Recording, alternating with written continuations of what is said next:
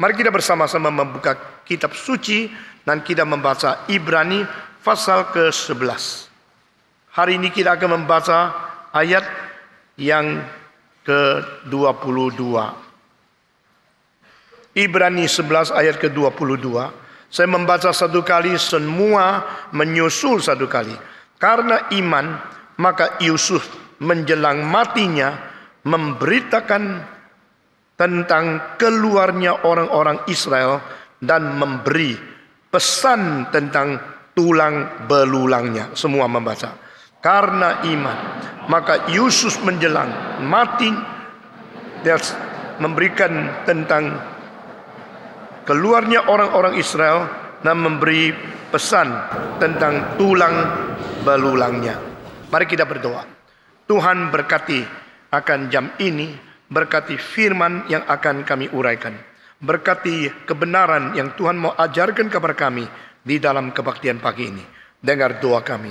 Kami sekali lagi mendoakan mereka yang karena hujan, karena banjir, karena bencana yang lain, sehingga hari ini tidak bisa tiba di sini berbakti bersama dengan kami, khususnya mereka yang berbaring di atas tempat tidur, yang sakit, dan mereka mempunyai kesulitan-kesulitan yang tidak terkatakan. Tuhan, Engkau menghapus air mata, Engkau menanggung beban berat, Engkau memikul segala kesengsaraan, kesedihan yang lebih daripada kemungkinan anak-anak Tuhan memikulnya.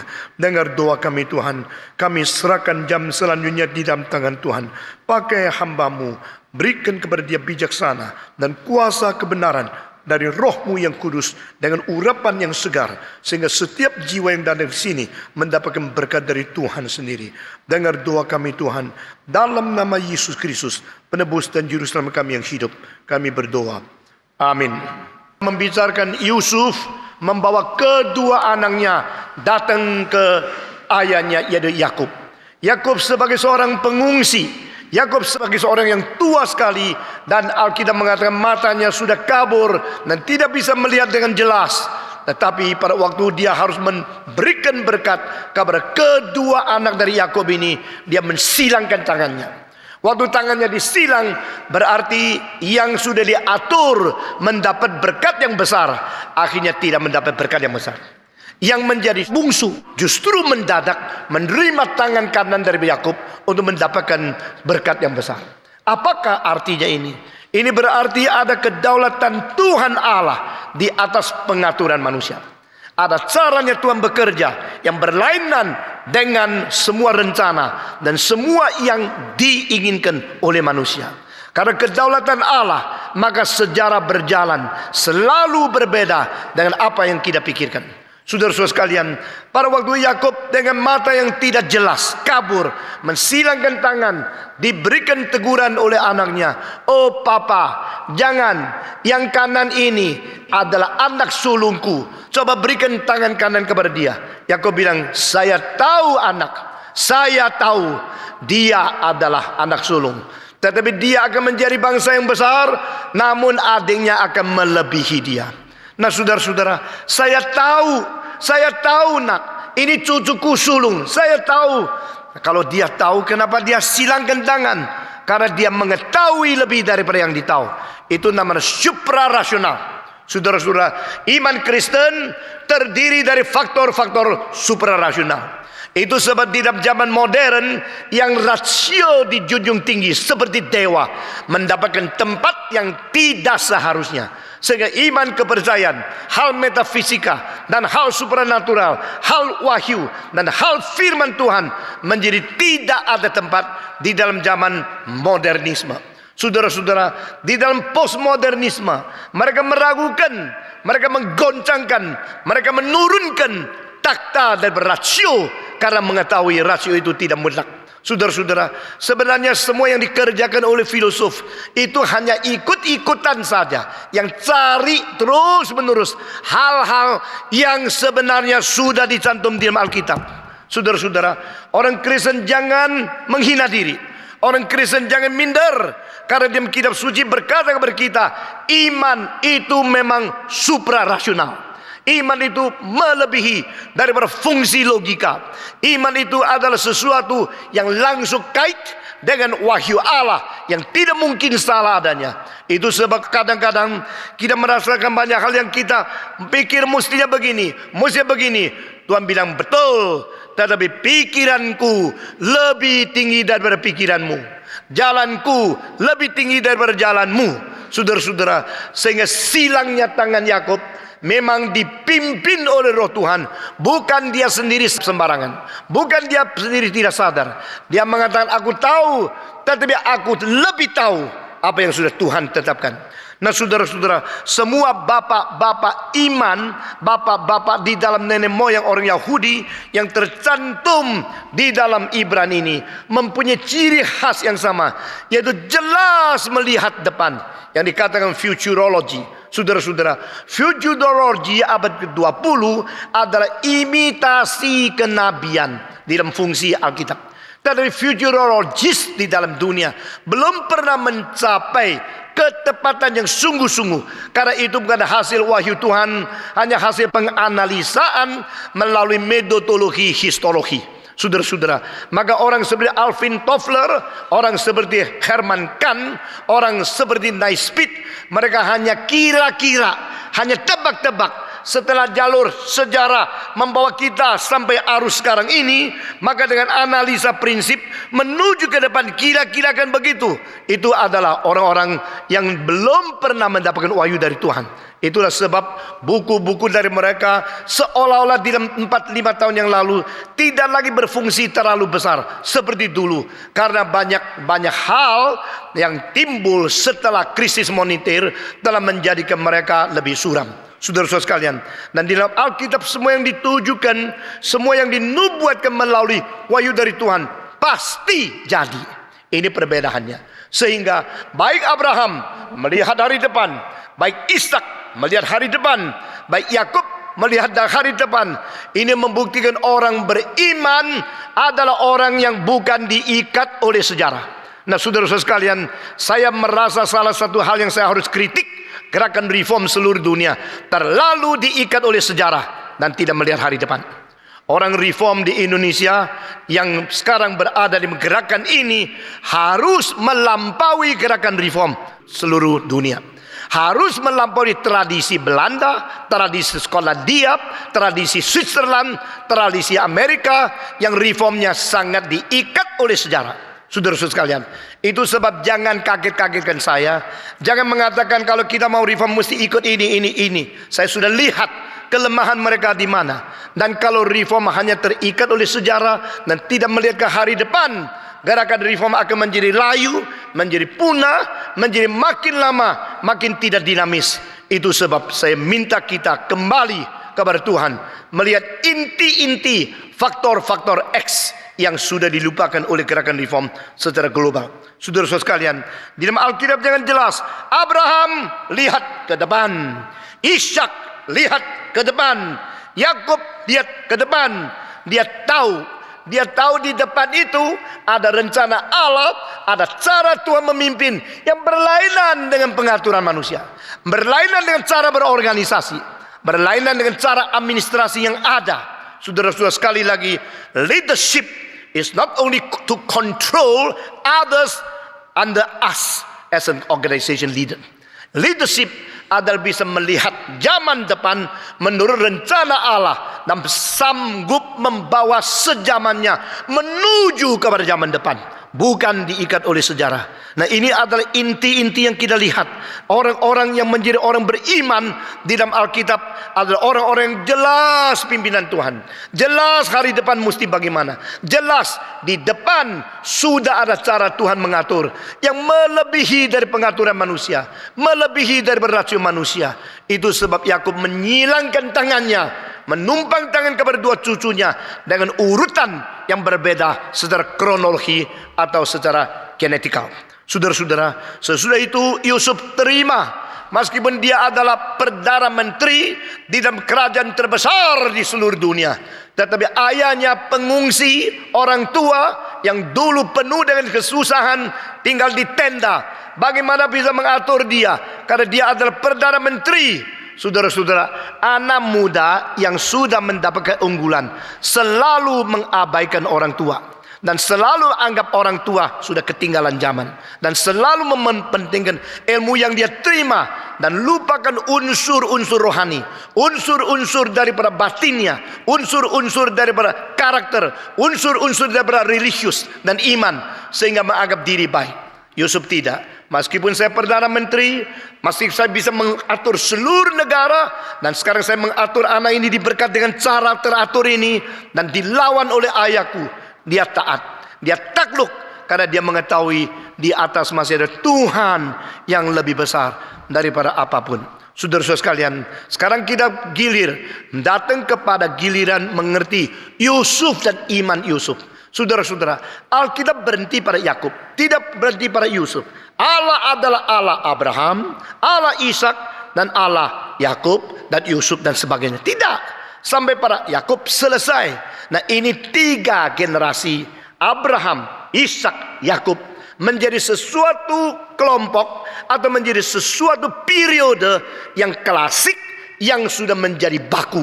Allah adalah Allah Abraham, Allah adalah Allah Ishak, Allah adalah Allah Yakub. Nah, baru kita turunkan kepada 4 ini, yaitu Yusuf. Siapakah Yusuf? Yusuf adalah seorang yang sebenarnya sangat berbahagia. Akhirnya bahagianya menjadi bahaya. Saudara-saudara, Yusuf mungkin adalah anak yang paling ganteng di antara 12 saudara.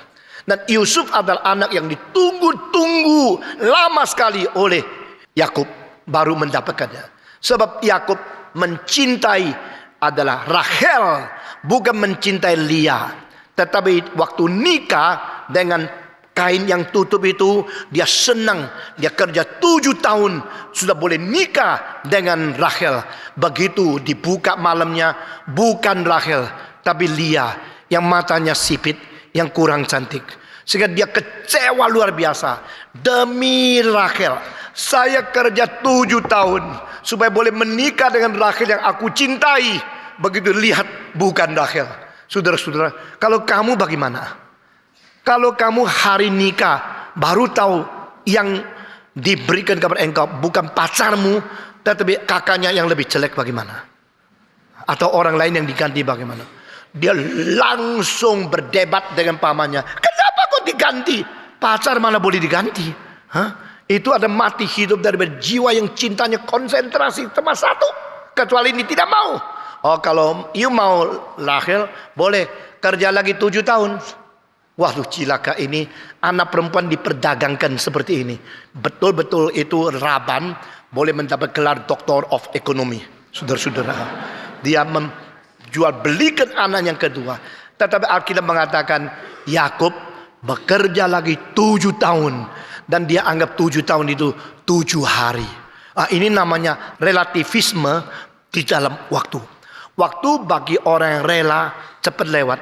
Bagi orang yang siksa sangat susah lewatnya. Saudara-saudara, setiap detik itu kejam pada waktu kita di dalam penderitaan. Pada waktu kita senang, waktu lewat begitu cepat seperti roket, sehingga kesadaran itu belum sempat berfungsi, dia sudah hilang. Itu namanya waktu. Yakub bekerja 14 tahun hanya demi untuk tuntutan Laban. Sebenarnya dia tidak kerja 14 tahun untuk mendapatkan 2 istri. Dia bekerja 14 tahun untuk mendapatkan perempuan yang dia mau, yaitu Rahel. Tapi sayang sekali, perempuan yang dia paling sayang, yang akhirnya sudah boleh menjadi istri dia, justru mandul. Nah, saudara-saudara, dunia ini tidak sempurna ya. Yang engkau tidak senang, anaknya banyak. Yang engkau dapat yang paling senang, tidak bahagia. Dan akhirnya dia tunggu terus, mau diapain? Nyonya kalau tidak bisa lahir, dipaksa, tidak bisa. Disuruh pakai mesin yang mempercepat kesuburannya, tidak bisa. Hanya bisa tunggu. Dan waktu itu orang tidak mempunyai teknologi medis seperti ini. Salah satu yaitu kehendak Tuhan yang jadi. Tunggu, berdoa kepada Tuhan. Dan di masa itu perempuan yang sudah nikah bertahun-tahun tidak melahirkan anak menjadi tertawaan masyarakat. Satu hal yang mempermalukan, ternyata engkau tidak bisa memberi anak untuk suamimu. Engkau istri yang cantik, tapi istri yang tidak berfungsi sebagai ibu. Itu sangat malu. Sehingga semua perempuan kalau di masyarakat ketemu mereka yang sudah menggendong anak, sudah menikah, sudah memberikan keturunan kepada suaminya, mereka minder luar biasa. Dan Yakub mengetahui akan hal ini. Dia tunggu terus sampai sudah lama sekali. Maka Rahel hamil. Ini menjadi satu hal yang bikin Yakub sukacita luar biasa. Saudara-saudara, setelah Rahel melahirkan satu dan tidak lama kemudian dia melahirkan kedua. Waktu melahirkan kedua, karena susahnya melahirkan, Rahel meninggal dunia. Jadi Yakub mencintai seseorang yang akhirnya memberikan kepada dia sukacita sebentar, tidak lama lagi istrinya meninggal dunia. Ini semua memeras hati dari Yakub karena dia mengetahui inilah yang paling dicintai.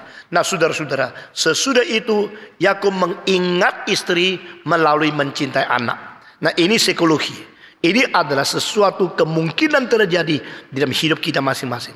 Orang yang paling kita cintai kalau tidak ada, maka mungkin anaknya kita manja, kita pilih kasih. Dan kita mencintai dia seperti jantung hati kita, dan melupakan kita masih mempunyai anak-anak yang lain.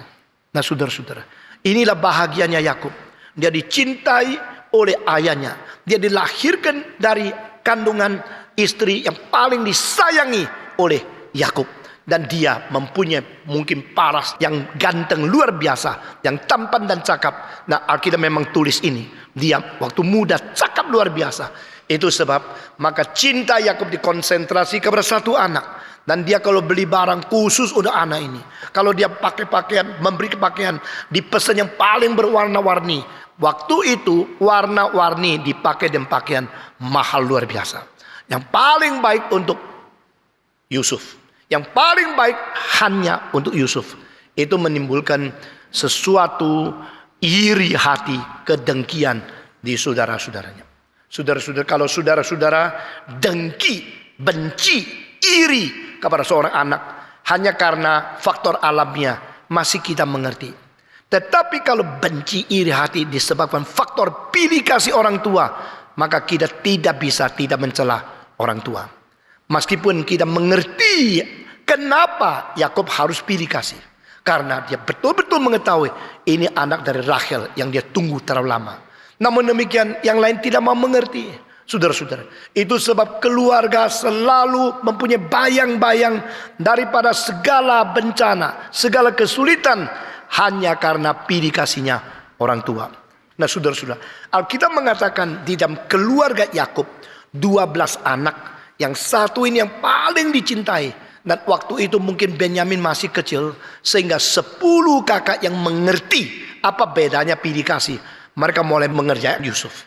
Mana pada satu hari Yusuf dibawa sampai di tengah-tengah ladang. Lalu mereka akhirnya sengaja menjual dia. Belum membunuh, tapi akhirnya merubah menjadi menjual dia. Menjadi budak dan dibawa oleh orang Mesir ke negara orang lain. Saudara-saudara, lalu mereka membawa pakaian Yusuf yang paling indah itu, dilumuri dengan darah daripada domba, bawa pulang kepada Yakub. Oh papa, anak yang kamu paling cinta ini sudah mati. Kenapa? Papanya berteriak, karena kita sama-sama mengembalakan domba. Mendadak ada serigala, ada binatang liar yang datang. Lalu anakmu yang paling kamu cintai itu dibawa, dimakan. Kami merebut, akhirnya ini pakaian menjadi bukti dia sudah mati.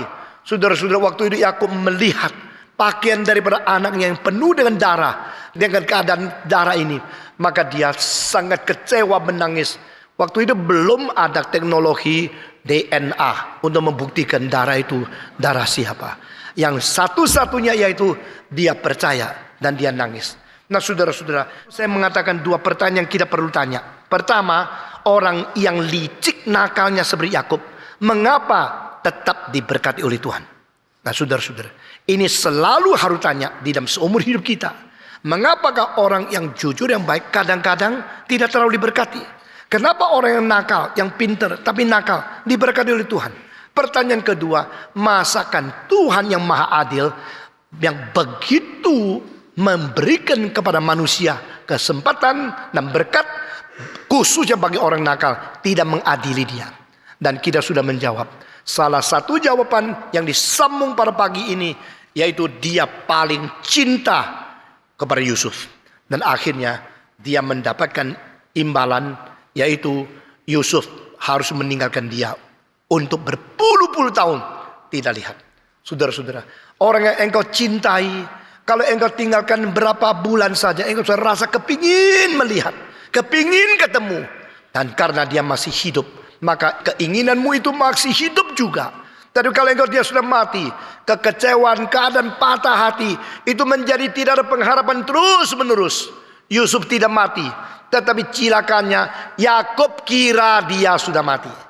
Orang yang belum mati, engkau kira dia sudah mati, mengakibatkan engkau terus mencintai tapi tidak mempunyai kemungkinan bertemu lagi.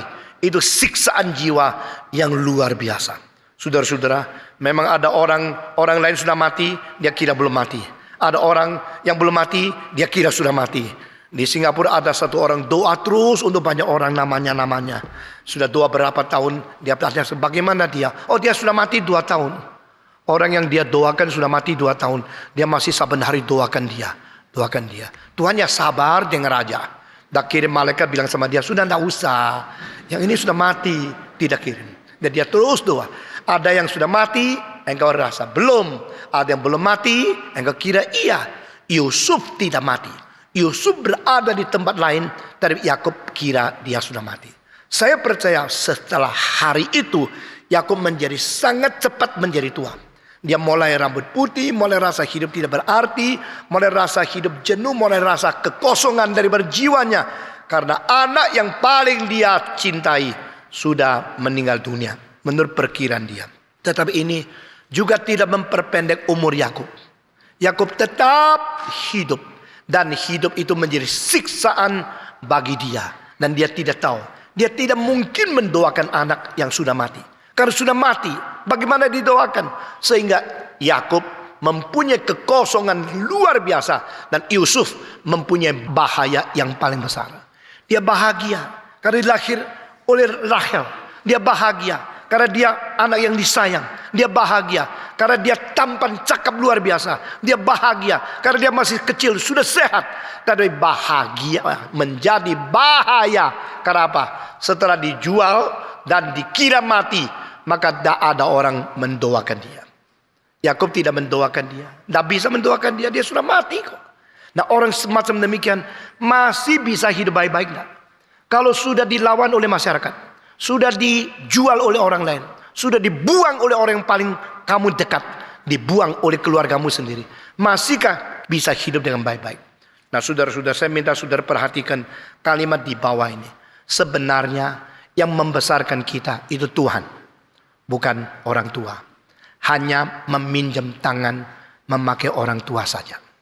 You harus ingat, jikalau pada satu hari engkau harus meninggal dunia, meninggalkan anak-anakmu yang masih muda sekali, engkau jangan kira Tuhan membuang dia. Karena Yakub tidak mungkin lagi memelihara Yusuf. Tapi Yusuf tidak terbengkalai. Amin. Yakub tidak mampu lagi merawat, membimbing, mendidik anak yang dia paling cintai. Tak tahu di mana, karena sudah mati. Namun Tuhan tidak membuang. Itu sebab orang tua belajar bagaimana mengajar anak dengan semaksimal bijaksana yang Tuhan berikan. Berikan kepada mereka dengan segala sesuatu, dengan kewajibanmu sebaik mungkin. Tetapi jangan kira kalau tidak ada orang tua, anak-anak itu akan berengkalai. Tidak. Justru ada orang menjadi rusak karena ada orang tua. Ada orang menjadi baik karena tidak ada orang tua. Justru orang tua tidak banyak campur dengan cara pengajaran yang salah, membuat anak itu mempunyai pengharapan lebih baik. Jikalau demikian, maka orang tua mempunyai tugas yang berat sekali. Kita mendidik anak harus dengan cara yang benar. Kalau tidak benar, kita sendiri akan dihukum oleh Tuhan. Dan anak itu dirusak di dalam tangan kita. Jikalau pada satu hari kita tidak mungkin, tidak bisa merawat, tidak bisa mendidik anak, itu tidak berarti Allah membiarkan dia menjadi miskin, menjadi rusak. Tidak. Justru ini contoh yang paling baik di Alkitab. Yusuf tidak dirawat lagi. tidak ada saudara, tidak ada ayah, tidak ada ibu. Yusuf tidak ada orang mendoakan. Yusuf menjadi seseorang yang sama sekali tidak dipeduli oleh orang sendiri. Tetapi akhirnya dia gagal. Tidak. Dia hilang kerohaniannya. Tidak. Dia masih menyimpan bibit-bibit iman yang diterima pada waktu dia masih kecil. Saudara-saudara, kecil, masih kecil, jangan hina. Anak-anak kecil mungkin menampung bibit yang besar. Anak-anak kecil yang umurnya masih berapa tahun saja mungkin mempunyai iman yang besar sekali. Saudara-saudara sekalian, ini adalah hal yang sungguh-sungguh mengherankan. Yang saya sangat terharu, dia punya adik, istrinya meninggal. Sudah meninggal, mendapat nyonya satu lagi. Dan nyonya itu sebelum menikah dengan adiknya begitu baik, begitu sopan, begitu mencintai anaknya yang ditinggalkan oleh istri pertama.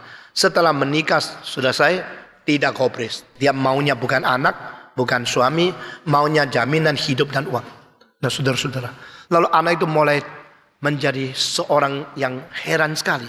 Ibu yang mencintai dia sudah tidak ada. Sekarang ibu ini tidak peduli dia, tidak merawat dia, dan dia harus berjuang sendiri bagaimana hidup. Dan dia bilang, saya pagi-pagi bangun sendiri, saya masak sendiri. Umur 7, masak sendiri, pakai pakaian sendiri, meringkaskan semua pekerjaan rumah. Sudah selesai, bawa tas pergi sekolah jalan kaki. Saudara-saudara, ibu tirinya tidak mengkobres dia. Dan pada waktu satu hari ada kesulitan yang terjadi, dia cepat-cepat pagi-pagi telepon. Dan bilang anak itu, kalau ada kesulitan telepon sama anti ya. Kalau mamamu kurang memperhatikan, telepon sama anti. Ada kesulitan, kasih tahu sama saya. Anak itu menjawab, anti salah. Ada kesulitan, hal pertama berlutut dan berdoa, bukan telepon anti. Bagus tak? Orang kecil mengkoreksi orang tua. Ini anak umur 7 mengatakan anti salah. Kalau ada kesulitan, bukan telepon dulu ke anti, bukan cari pertolongan dari orang lain, berlutut dan berdoa dulu. Kalau engkau bagaimana? Jangan cerewet. Berani lawan orang tua. Begitu. Mengatakan, oh ya aku lupa, aku yang salah, kamu yang benar. Ada kesulitan apa-apa, pertama berlutut dan berdoa. Saudara-saudara, itu dididik oleh mamanya? Mama sudah mati. Dididik oleh mama tirinya? Tidak. Dididik oleh siapa? Ada bibit sesuatu yang faktor X. Kadang-kadang Tuhan memberkati seseorang, Tuhan memberikan pengertian kepada orang, memberikan kesadaran orang. Itu tidak perlu dibimbing mati-matian oleh kita yang anggap diri kita pintar. Saudara-saudara, Yakub tidak bisa lagi mendidik dia. Rachel sudah mati. Saudara-saudara tidak cinta dia. Dia diusir, dia dijual. Akhirnya dia menjadi budak di negara orang lain. Di tempat yang bahasanya tidak ngerti, di tempat yang lingkungannya berlainan, di tempat yang tidak ada lagi lingkungan rohani, di tempat di mana agamanya berbeda, di tempat di mana dia tidak mengetahui bagaimana untuk hidup. Hari itu, saudara-saudara, hari pertama dia dijual, mungkin dia nangis luar biasa. Tapi anak ini menjadi anak yang penting, menjadi anak di antara 12 anak yang lain yang paling nonjol. Sehingga pada waktu dia tua, Yakub mengatakan, Yusuf, datang kepadaku. Engkau menjadi 2 suku, bukan 1 suku. Kedua anakmu, Efraim dan Manasye, akan mendapat tempat seperti anak-anak saya yang lain. Jadi saya anggap 2 anak itu cucu, bukan cucu. Itu menjadi anak. Dari dia 2 mengganti kamu 1, menjadi 2 porsi, menjadi 2 bangsa, menjadi 2 suku. Itu berarti dia mendapatkan kedudukan anak sulung. Nah, hal ini memang disediakan oleh Tuhan Allah. Cuma terlalu cepat Yakub mencintai akan Yusuf pada waktu dia masih kecil. Saudara, saya tidak menguraikan lebih lagi. Dan kedua ini, Efraim dan Manasye, di dalam Alkitab selanjutnya mempunyai tempat suku sama seperti Yusuf. Saudara-saudara, kenapakah kalau 1 menjadi 2, masih 12 suku? Karena Lewi dipindahkan menjadi suku imamat, menjadi suku khusus melayani Tuhan. Lalu 12 suku yang lain, Yusuf diganti menjadi Manasye dan Efraim. Menurut apa yang diberkati, yang dinubuatkan oleh Yakub sebelum dia meninggal dunia. Nah saudara-saudara, Yusuf mendapat berkat double. ini membuktikan dia sudah menjadi anak sulung yang bukan diatur oleh genetika, bukan diatur oleh biological law di dalam urutan kronologis. Tuhan sendiri yang mengatur. Yusuf, kedua anakmu menjadi dua suku.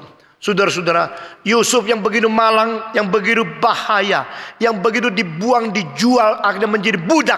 Bagaimanakah dia? Dia tetap memelihara hubungan dia dengan Tuhan Allah. Dari kalimat, dari poin ini, saya percaya Yakub meskipun seorang ayah yang pilih kasih, dia tetap seorang ayah yang menurunkan iman kepada anak-anaknya. Saudara-saudara, ini merupakan satu hal yang begitu indah. Sama seperti Musa diserahkan kepada anak dari para Firaun, tidak lagi berhubungan dengan orang mereka, tetapi sebelum itu dia sudah dididik dan dengan iman yang diturunkan kepada dia. Karena ibunya masih merawat dia berapa tahun di istana, dan di situ dia menjadi seorang beriman. Yusuf juga demikian. Yusuf membawa iman dan bibit iman itu pergi ke tanah ngungsi, ke tanah yang sulit, ke tanah Mesir, dan di situ dia tetap mempunyai cinta kasih kepada Tuhan. Saudara-saudara, dia menerima pengaturan nasib, istilah tanda petik. Dia tidak mencela Tuhan. Di dalam kesulitan bagaimanapun, kita jangan mencela Tuhan. Karena segala sesuatu yang terjadi diizinkan oleh Tuhan, akhirnya akan menjadi guru untuk mendidik karakter kita menjadi lebih baik. All things work together for good to those who love God. Ini adalah pengertian yang paling agung untuk unifikasikan seluruh relasi di dalam alam semesta, khususnya hal yang hidup. Saudara-saudara, tiang ini ada hubungan dengan tiang itu? Tidak. Ada. Hubungan apa? Hubungan yang mati. Tiang ini menumpang akan balak di atas. Lalu balak itu ketemu dengan di sini. Sehingga ada hubungan. Tapi tidak hubungan langsung. Ini hanya hubungan tak langsung, hubungan struktur. Tetapi yang dikatakan di dalam Roma pasal 8 ayat 28, itu relasi dinamis, itu relasi yang hidup, relasi organis. Sehingga sesuatu yang terjadi dengan hal yang lain yang terjadi, itu adalah hubungan yang diatur oleh Tuhan. All things work together for good to those who love God. Pada waktu saya berkhotbah mengenai ayat itu, saya mengambil contoh dari seorang jenius 200 tahun yang lalu. Namanya adalah Abraham Brigade. Abraham Brigade menemukan bagaimana pakai gigi-gigi yang sebanyak mungkin roda-roda itu membuat fungsi terbanyak jam imitasi universal. Saudara-saudara, matahari diputari oleh bumi 365 hari lebih 5 jam dan berapa menit untuk satu kali. Dan bumi diputari oleh bulan 28 hari satu kali. Lalu matahari memutar yang lain lagi. Semua ini dikumpulkan, dijadikan fungsinya di dalam 1 jam. Dan itu memerlukan 1300 parts. 1300 parts itu tidak ada satu yang tidak ada hubungan dengan yang lain. Yang ini putarnya begitu cepat. Tetapi setelah 28.800 kali, maka jam itu menjadi jam 2. Itu cuma beda 1 gigi, sini 28.800 kali. Tidak ada 1 gigi sama gigi lain yang tidak ada hubungan. Itu relasi adalah all things work together. Segala sesuatu berfungsi bersama untuk menunjukkan sesuatu. Engkau bilang jangan cepat-cepat. Oh, dia memang perlu cepat. Engkau bilang jangan pelan-pelan. Dia memang perlu pelan. Karena dia itu adalah menunjukkan skon. Dia menunjukkan menit. Dia menunjukkan jam. Lalu menunjukkan bulan. Menunjukkan lunar year. Sehingga fungsi yang paling rumit, complicated di dalam 1 jam itu memerlukan gigi kira-kira 1300 dan parts sampai 1500. Tetapi sayangnya Brigade, orang Perancis, sebelum mati dia belum selesai memasang jam itu. Yang dipasang tidak serumit itu, yang paling rumit yang sudah dia desain, dia tidak sempat mati. Dan 200 tahun kemudian diselesaikan oleh seorang yang namanya Girard Genta. Nah, saudara mengetahui di arologi ada merek Girard Genta. Jirat Cinta kira-kira di 15 tahun yang lalu, dia membuat apa yang diidamkan oleh Brigade, memakai 3.500 waktu kerja. 3.500 hari kerja untuk mempasat semua itu, dan seluruhnya kira-kira 29 fungsi. 29 fungsi itu menjadi satu arloji yang tidak lebih besar dari arloji biasa, cuma tebalnya 3 kali. Dan di dalamnya itu 1.300 lebih, semua itu bekerja satu dengan lain. Kalau cantol satu sudah tidak jalan ini, cantol itu tidak jalan itu. Setiap 4 tahun dengan sendirinya tanggal 28 bisa tambah lagi menjadi tanggal 29. Sesudah itu hanya 28. 4 tahun lagi 29. Itu perpetual calendar. Ini sekarang sudah banyak arloji seperti ini. Kira-kira 0,5 miliar sampai 1 miliar atau ratusan juta. Tetapi saudara-saudara, dia bikin begitu rumit, dan orang bilang dia genius of the time watch making in 20th century. Nah, di sini kita melihat segala sesuatu kerjasama. Bukan dipasang-pasang tidak untuk foto. Nah, rumit. Tidak. Karena ini gerak, sudah gerak berapa tahun, itu baru gerak 1 gigi. Ini semua gerak bekerja satu dengan lain. Itu adalah apa yang diartikan Roma pasal 8:28. All things work together. Dan ada terjemahan lain mengatakan God works in all things for good to those who love Him. Allah ikut bekerja di dalam segala sesuatu untuk mendatangkan faedah bagi mereka yang mencintai Dia. Itu sebab kalau engkau dimaki-maki orang lain, nah apa-apa. Itu adalah fungsi satu di antara 1.300 pas itu. Maka engkau dicela, engkau dijual, engkau diapain aja, nah apa-apa. Kalau engkau percaya all things work together. Saya kira Paulus mengapa begitu hebat bisa menulis ayat itu. Ini adalah satu ayat yang kalimatnya tidak pernah muncul di dalam pikiran Socrates, Aristotle, Plato, Lucretius, Empedocles, atau semua pemikir-pemikir yang terbesar di dalam sejarah kecuali wahyu Tuhan. Nah, saudara-saudara, tetapi Paulus menulis kalimat itu dengan secara pengertian kognitif. Tapi Yusuf mengerti kalimat itu secara rela diperlakukan bagaimana. Ini tidak gampang. Saudara, Yusuf masih kecil sudah mengerti ini. All things work together. Saya dijual, tidak apa-apa.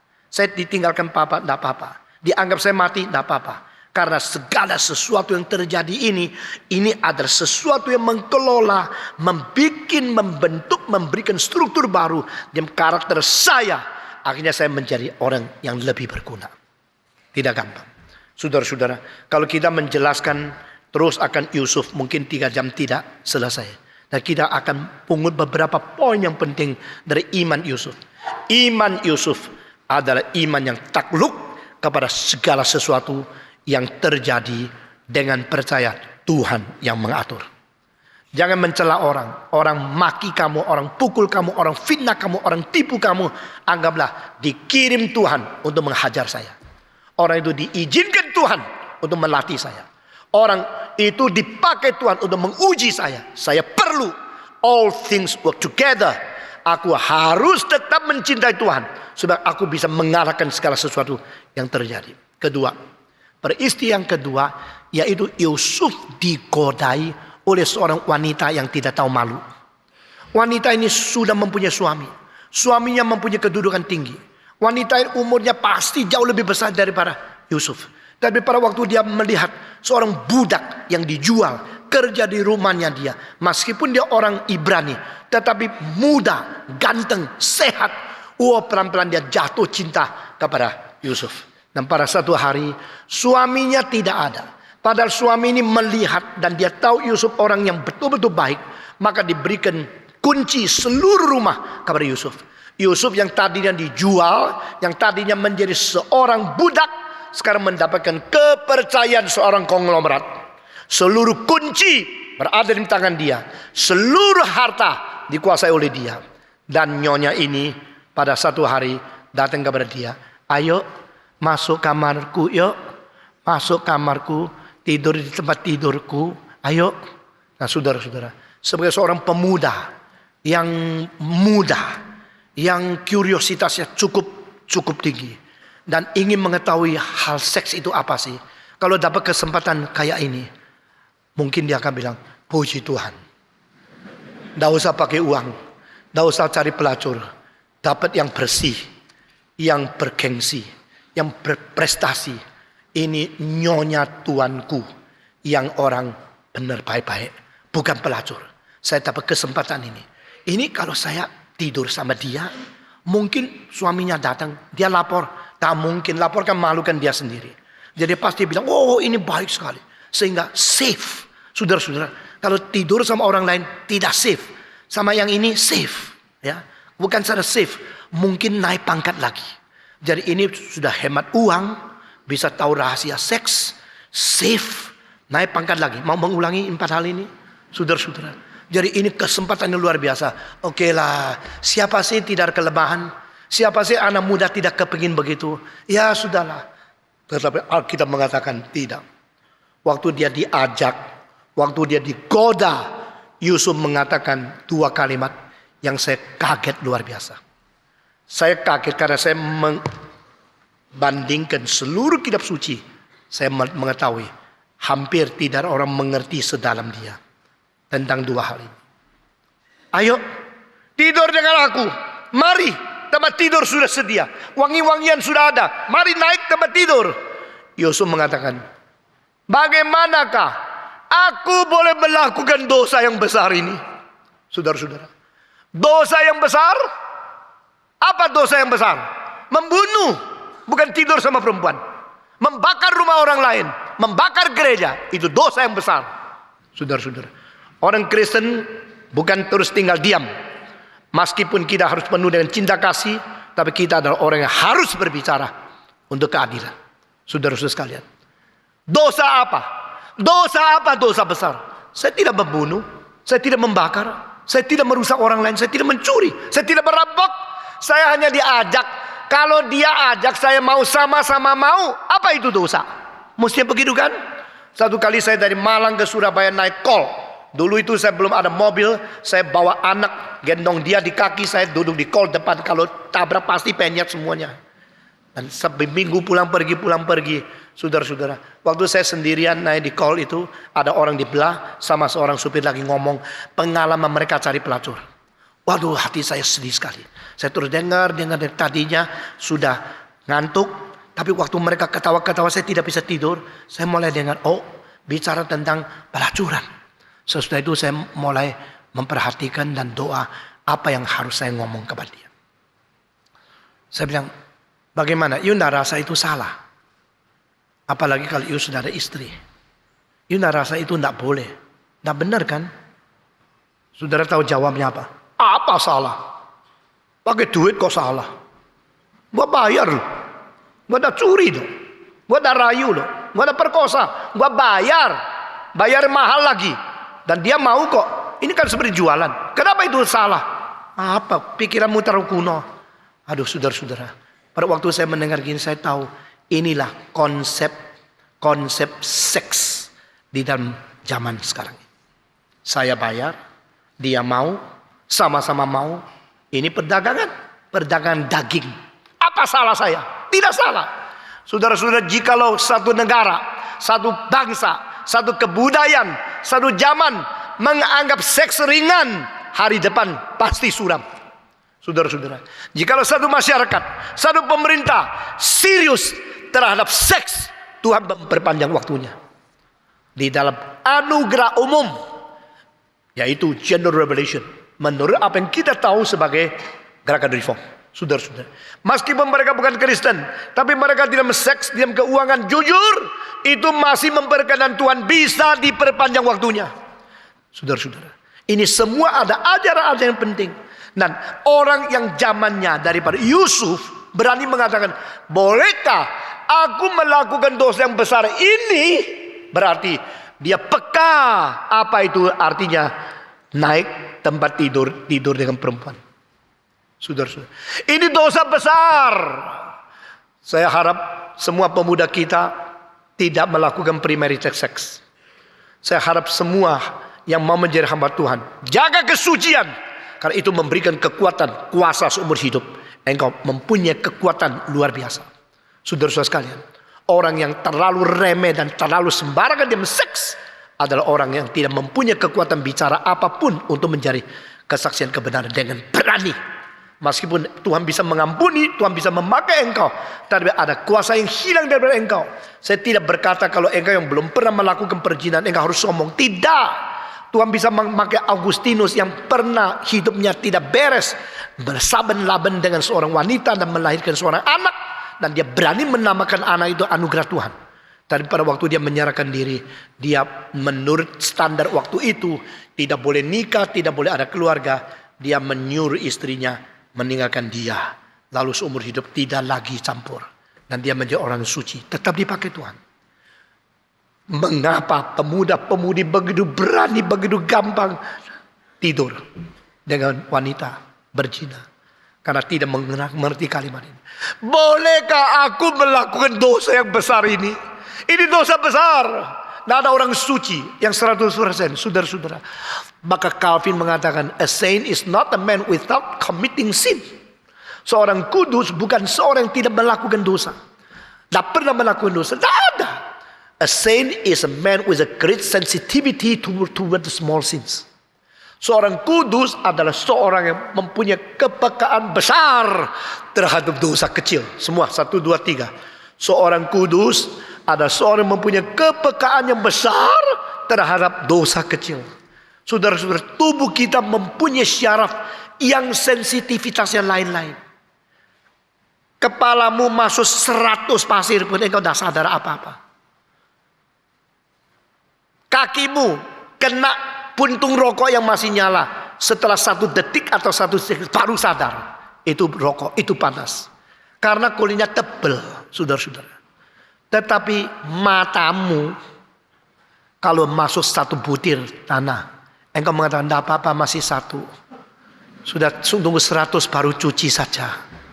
Rambutmu sudah 100 pasir baru cuci boleh. Matamu 1 butir pasir pun tidak bisa. Kenapa? Dia mempunyai kepekaan yang begitu tinggi di dalam seluruh tubuhmu, sehingga tidak bisa toleransi sedikit kotoran. Itu orang suci. A man, a saint, a great saint is not a man without committing sin. It's a man who has a great sensitivity toward the small sins. Dosa kecil engkau sadar, itu menjadikan engkau hidup suci. Saudara-saudara sekalian, bolehkah aku melakukan dosa yang begitu besar? Jawaban di hatinya, tidak boleh. Tidak boleh. Ini dosa besar. Ini dosa besar. Tuhan akan memberkati orang semacam demikian. Khususnya sungguh-sungguh pekah dan sungguh-sungguh taat di dalam hidup seks yang berjalur kesucian. Saudara-saudara, jikalau GRII mempunyai pemuda-pemudi yang banyak seperti ini, GRII akan mempunyai pengaruh besar terhadap seluruh dunia. Jikalau kita mempunyai kejujuran terhadap uang, kita mempunyai kepekaan terhadap seks, dan mempunyai jalur suci yang taat kepada prinsip Tuhan, gereja ini akan menjadi berkat besar untuk seluruh dunia. Meskipun mungkin ditolak, dibenci, difitnah dan sebagainya, tapi mereka akan kagum di dalam hati sanubari. That those are righteous men. Saudara-saudara, hari ini banyak orang tidak senang saya. Paling banyak mereka katakan dia tidak ada Roh Kudus. Tapi mereka tidak bisa sembarangan mencela di dalam seks dan uang. Karena kita mengetahui apa itu dosa besar. Yusuf berkata, bolehkah aku melakukan dosa besar ini? Kalimat kedua yang bikin saya kagum. Dan bersalah kepada Tuhan. Saudara-saudara, tidur dengan perempuan itu bersalah bukan kepada dia, kepada Tuhan. Nah, kalimat ini begitu penting karena konsep etika dia itu begitu jelas. Ini konsep etika Alkitab yang paling penting di dalam Alkitab. Di Perjanjian Lama dicetuskan 2 kalimat oleh 1 orang di dalam satu ketika. Bolehkah aku melakukan dosa yang besar ini dan bersalah kepada Tuhan? Lalu saya membayangkan, saya terus memikirkan kalimat ini boleh diganti dengan apa? Bolehkah saya bertidur-tiduran dengan kamu lalu bersalah kepada suamimu? Istri diambil saya, kan salah. Saya bersalah kepada suaminya. Kalau Yusuf tidur dengan Potifar, nyonya Potifar, apakah dia bersalah kepada suaminya? Bersalah dong, betul nggak? Dia bersalah kepada perempuan ini juga, betul nggak? Bersalah dong. Aku kalau tidur sama kamu, aku menjadikan kamu perempuan yang tidak lagi setia. Betul gak? Aku kalau tidur kamu, aku menjadikan suamimu mempunyai istri yang tidak setia. Bersalah kepada suamimu. Aku kalau tidur sama kamu, aku bersalah kepada anakmu. Karena menjadikan anakmu mempunyai seorang ibu yang tidak baik. Aku kalau tidur sama kamu, aku bersalah kepada papa mamamu.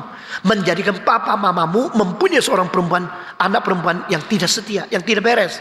Jadi ini kalau dilihat dari etika relasi masyarakat, maka satu kali bertidur dengan perempuan ini, dia bersalah kepada anaknya, kepada suaminya, kepada orang tuanya, kepada orang tua dia sendiri semua. Bukan saja demikian, satu hal lagi, aku bersalah kepada diriku. Kalau aku berzina dengan engkau, aku bersalah kepada diriku. Aku jadikan tubuhku ini tubuh yang najis. Tubuh yang belum nikah sudah najis. Aku salah. Aku bersalah kepada ini. Lalu kalau semua tahu, semua pukul saya dan saya sendiri bunuh diri, itu akhirnya tidak selesaikan dosa. Ini satu dosa yang besar. Tetapi saudara-saudara, Yusuf yang muda mengerti teologi yang benar, mengerti itu etika yang benar. Seorang yang mendapatkan gelar yang tinggi di Yale University, yang belajar akan itu etika, bilang sama saya, profesor saya bagus sekali. 4 profesor itu, semua akademiknya, cara ngajarnya betul-betul bagus, hebat. Lalu saya tanya, hidup mereka bagaimana? 4 profesor ini ngajar etika, hidup mereka bagaimana? Ya sayang di antara 4 itu, 3 yang menceraikan istrinya, menikah sama anak murid yang muda. Begitu ya? Jadi dia profesor etikamu ya, tidak salah kamu. Secara akademik mereka pintar, mereka profesorku. Secara rohani saya bilang, mereka adalah sasaran engkau kabar Injil supaya mereka bertobat. Ini dunia. Itu sebab saya berkata kepada saudara, kalau visi dan misi sudah menyeleweng, sudah melari, sekolah yang terbaik pun bisa menjadi sarang setan. Sekali lagi, gerakan ini harus dipelihara dengan baik-baik. Gerakan ini adalah membawa manusia kembali kepada firman, bukan membawa orang Kristen kembali untuk menyenangkan pasar. Saudara-saudara, mimbar ini bukan mencari senang orang. Mimbar ini bukan mensodorkan sesuatu penghiburan. We are not entertaining the lambs, but we are bringing the lambs to worship the Lamb of God. Saudara-saudara, kita bukan mengentertain domba-domba Allah, tapi membawa domba-domba Allah bersama berbakti kepada domba Allah yang tunggal, yaitu Yesus Kristus. Kita semua domba Tuhan. Kita menyembah dia, bukan suruh dia menurunkan derajat untuk menyenangkan. Kalau kita pakai musik yang lebih enak, pakai cara yang lebih banyak orang datang, silakan, tidak usah datang. Ada prinsip, ada misi, ada visi, ada firman yang harus kita jaga dengan baik. Yusuf orang seperti ini. Yusuf berkata, bolehkah aku melakukan dosa yang besar ini? Bersalah kepada Tuhanku? No, definitely, absolutely no. Oh, perempuan itu bilang, apa Tuhan? Sekarang masih bicara Tuhan, tidak boleh berzina. Gila lu kira gua tidak tahu? Kamu anak muda, saya rangsang lagi sebentar, kamu pasti mau. Boleh copot bajunya. Setelah dia copot baju, dia telanjang di hadapan. Wah, maka Yusuf lari. Tahun 83 saya di Jerman, saya membimbing dan counseling beberapa orang yang ada kesulitan. Saya tanya, apa kesulitanmu paling besar? Seorang Indonesia anak muda umur 24 bicara sama saya. Saya di Berlin ini rasanya lain sama di Indonesia. Karena ada perempuan-perempuan yang suka masuk kamar saya. Ya ini biasa Pak Tong kalau di Jerman. Di Indonesia tidak biasa. Sekarang juga biasa juga. Kalau di STTRI dan reform itu pasti tidak boleh. Dan barang siapa melanggar akan dihukum. Saya mulai tahun ini akan ketat dan akan men-skor semua yang tidak beres. Sudah hamba Tuhan yang beres. Saudara-saudara. Dan dia mengatakan, perempuan masuk, suruh saya ajarin dia pelajaran. Saya kasih penjelasan. Dan akhirnya gimana? Akhirnya ada yang terbuka baju di kamarku. Dia datang mau minta pengertian pelajaran atau mau apa? Saya tidak tahu. Tadinya pelajaran, akhirnya baju dibuka. Setelah baju dibuka, saya lihat cantik sekali. Terus gimana? Ya saya layani. Engkau berani melakukan hal ini. Itu tahun 83 loh. 19 tahun yang lalu. Sekarang sudah lebih modern lagi kan. Sudah postmodern lagi. Cilakalah engkau. Engkau melihat seks sebagai hal yang remeh. Engkau kira seks itu dosa yang kecil. Maka bagimu, kesucianmu, kerohanianmu, karaktermu, pengaruh kuasamu di pelayanan akan direbut banyak oleh setan. Yusuf seorang yang agung. Iman dia bukan sedang menerima segala sesuatu kerjasama. Iman dia adalah bertanggung jawab kepada Tuhan dengan tubuh yang diberikan, dengan moral yang harus dijaga. How can I commit this great sin against my God? Saudara-saudara, setelah dia mengatakan kalimat ini, dia lari keluar dari kamar. Oh, perempuan yang tidak tahu malu itu memegang bajunya, pegang, memeluk dia. Dia lebih baik copot baju, dia keluar. Waktu dia keluar, maka itu menjadi barang bukti. Dia masuk kamar, bajunya di kamarnya untuk menggigit dia kembali. Itu bukan cinta, saudara-saudara. Cinta adalah mengorbankan diri untuk menggenapi orang lain. Nafsu adalah menggerogoti orang lain demi memuaskan birahi diri. Pemuda-pemudi harus bisa membedakan apa itu cinta, apa itu nafsu. Ada nafsu tidak ada cinta, itu binatang. Ada cinta tidak nafsu, itu malaikat. Kamu bukan malaikat juga bukan binatang. Kamu manusia, dua-duanya ada. Tetapi pada waktu nafsu berjalur di dalam kesucian dan dibimbing oleh cinta yang sungguh-sungguh suci, itu kenikmatan. Kalau nafsu memperalat cinta, melampaui itu, merajalela dalam hidupmu tanpa takluk kepada kebenaran, itu adalah penyelewengan. Bedalah dengan baik-baik. Bedalah dengan baik-baik. Pemuda-pemudi, remaja, khusus di gereja ini, belajar dari Yusuf. Yusuf mengetahui bagaimana menerima segala kesulitan yang kelilingi dia. Yusuf mengetahui apa artinya segala sesudah bekerja sama. Meskipun saya dijual, difitnah, diiri, dipukul, dilempar ke negara orang lain, ada kehendak Tuhan. Tetapi pada waktu saya mempunyai kebebasan, tidak ada orang menjaga saya, masih ada Tuhan di dalam hatiku. Pertama kali saya khotbah di Hong Kong, saudara family mengatakan, ayo saya bawa engkau pergi lihat itu dansa-dansa perempuan yang kelihatan pusernya, naik klub dan sebagainya. Saya bilang tidak, saya tidak mau. Ayah jangan gitulah, anak muda kok gitu sih. Pergilah, mamamu kan jauh. Engkau di Hong Kong kan jauh, dan ada yang lihat. Saya bawa, tidak ada orang tahu. Saya bilang Tuhan tahu. Tuhan kan tidak kelihatan. Saya bilang sudah tidak usah bicara. Sudah.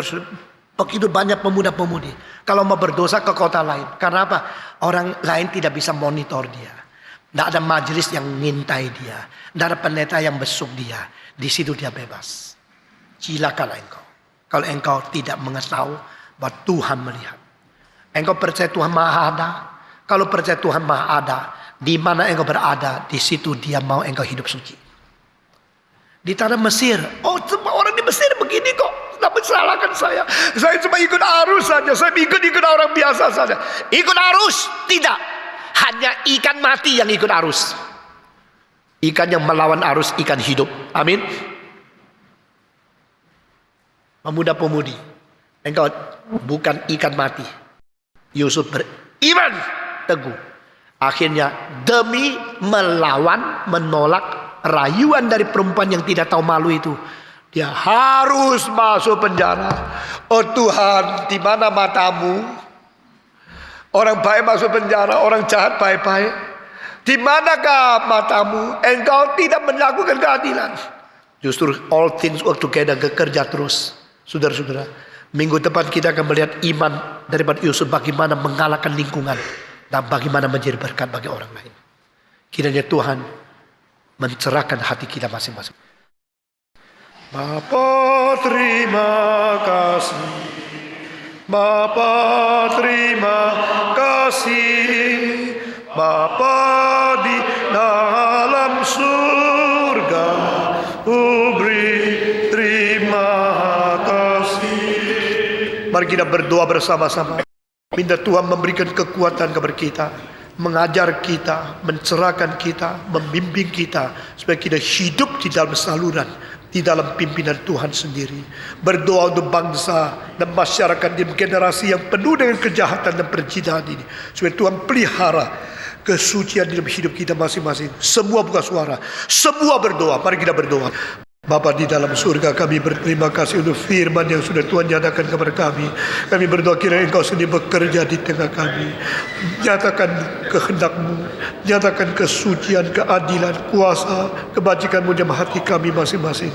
Sehingga semua kami, khususnya pemuda-pemudi, boleh menjaga kesucian di hadapan Tuhan. Dengar doa kami ya Tuhan. Kami serahkan semua ke dalam tangan Tuhan. Demi nama Yesus Kristus, penebus dan juru selamat kami yang hidup, kami sudah berdoa. Amin.